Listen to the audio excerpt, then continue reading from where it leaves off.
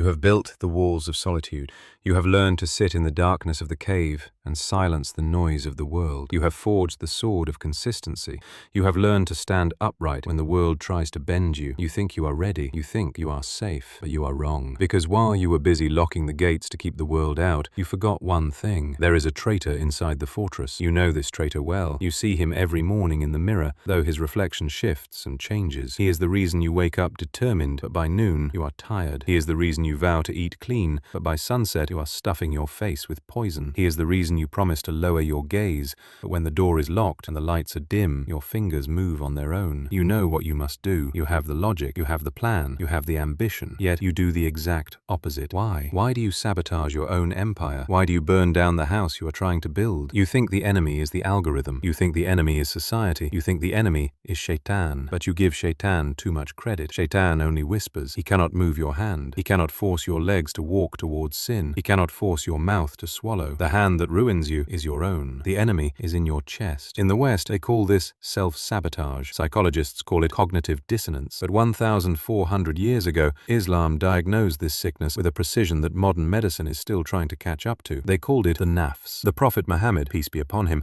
returned from the Battle of Tabuk, a grueling war against a massive army in the scorching heat. There was dust on his face, armor on his chest, exhaustion in his bones. He looked at his weary companions, men who had just faced death, and said words that should terrify you. We have returned from the lesser jihad to the greater jihad. The companions were shocked. They had just fought for their lives. They had seen blood and steel. What could possibly be harder than facing a sword? He replied, the jihad of the self. Think about that. Fighting an army that wants to kill you is the easy part. The enemy is clear. You know where to swing the sword. But fighting the voice inside you that wants to comfort you, that wants to feed you, that wants to put you to sleep, that is the war that never ends. That is the war where the battlefield is your own soul. Let me tell you about Hamza. Hamza was a lion in the marketplace. He built a company from nothing. He commanded respect in boardrooms. Men twice his age feared his intellect and his sharpness. Externally, Hamza was a king, but internally, Hamza was a slave. In public, he gave orders. In private, he took them. He was a slave to his appetite. He was a slave to his sleep. He was a slave to his lust. Every night, he vowed that tomorrow would be different, and every morning,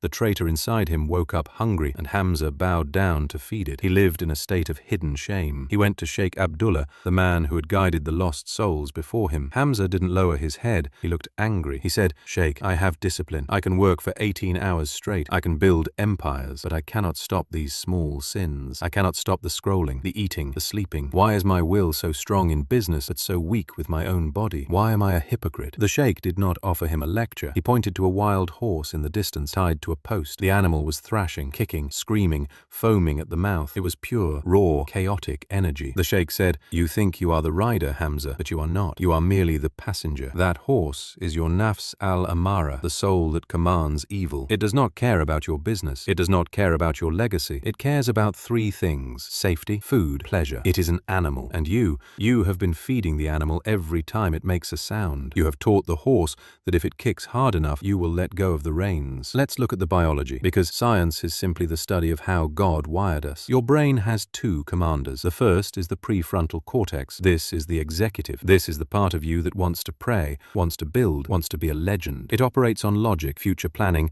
and morality. Then there is the limbic system, the lizard brain, the amygdala. It is ancient. It is fast. It does not understand tomorrow. It only understands now. It screams for dopamine immediately. When you are tired, when you are stressed, when you are hungry, your executive brain goes offline. It runs out of fuel. But the lizard never sleeps. The lizard is always hungry. You are not losing because you are weak. You are losing because you are fighting a biological beast with logical arguments. You are trying to negotiate with a tiger. You cannot reason with an impulse. You must starve it. To win the greater jihad, you must regain the steering wheel of your life. You do not do this by thinking positive thoughts. You do this by traumatizing the nafs into submission. Here is the protocol of Jihad al-Nafs. Protocol 1. Mukhalafat al-Nafs, the opposition. The nafs learns through pain and pleasure. For years you have conditioned it. It screams and you obey. You must break this cycle through voluntary discomfort. This is why we fast. But you must fast from more than food. When your body screams screams, "I am hungry," outside of mealtimes, you do not eat. You wait 30 minutes. You teach the animal that hunger is not an emergency. When your body screams, "It is cold," you turn the shower handle to freezing. You are not doing this for health. You are doing this for authority. You are looking the beast in the eye and saying, "I do not serve you, you serve me." You must become comfortable with the feeling of wanting something and not getting it. That friction is where the warrior is born. Protocol 2, the sacred pause, or taqwa. Neuroscience tells us that an emotional impulse lasts for about 90 seconds. If you ride the wave, it crashes and fades. If you engage it, it drowns you. The Nafs operates on speed. It wants you to click now, eat now, yell now. Your weapon is the pause.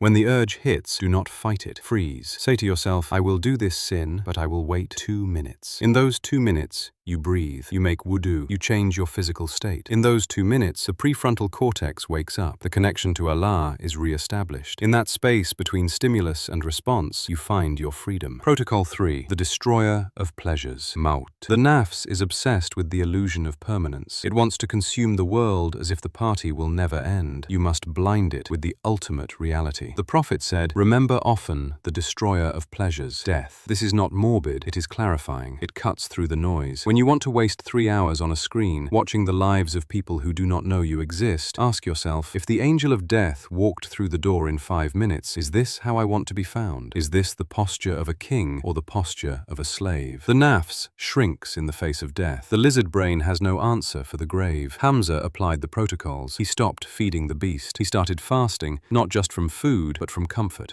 He took cold showers in the dead of winter. He sat in silence when he wanted to scream. He denied his impulses until they stopped screaming and started whispering. Slowly, the wild horse stopped kicking. It bowed its head. It became strong but compliant. It realized that Hamza was no longer the passenger. He was the rider. And when Hamza rode into the world with a tamed Nafs, he was unstoppable. Because a man who has conquered himself can conquer anything. A man who is not a slave to his own desires cannot be bought, cannot be intimidated, and cannot be stopped. The war is not out there. The war is in your chest. Every day you wake up, the beast wakes up with you. It wants your potential. It wants your soul. It wants to turn you into a consumer, a scroller, a ghost. Do not let it. Starve the beast. Feed the soul. Win the greater jihad. This is the awakening protocol. If you are ready to declare war on your own weakness, write in the comments, "I will conquer the enemy within." Next, we will discuss what happens when you win this war and finally find your true purpose. But first, pick up the sword. The traitor is waiting.